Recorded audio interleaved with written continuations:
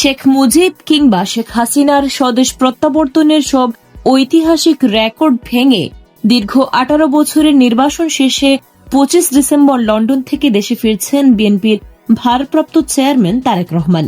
আর এই ইতিহাস গড়ার অপেক্ষায় এখন পুরো বাংলাদেশ। হ্যাঁ দর্শক, রাজধানী ঢাকার কুড়িল 300 ফুট এলাকা এখন প্রস্তুত এক মহাকালের সাক্ষী হতে। বিমান বাংলাদেশ এয়ারলাইন্সের বিজি 2020 ফ্লাইটে দুপুর 11:55 শাহজালাল বিমানবন্দরে নামবেন তিনি। বিএনপি টার্গেট এই সংবর্ধনায় অর্ধ কোটি বা 50 লাখ মানুষের সমাগম ঘটানো। চট্টগ্রাম, সিলেট কিংবা সাতক্ষীরা, সারা দেশ থেকে বাস, ট্রেন আর ফ্লাইটে ঢাকায় যেন জনস্রোত নামছে।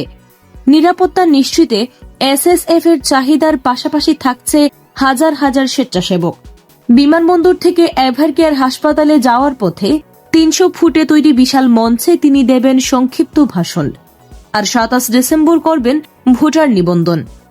আওয়ামী লীগহীন রাজনৈতিক মাঠে 2026 সালের নির্বাচনের আগে তারেক রহমানের এই রাজকীয় প্রত্যাবর্তন দেশের রাজনীতিতে কি ঝড় তুলে, সেটাই এখন দেখার বিষয়।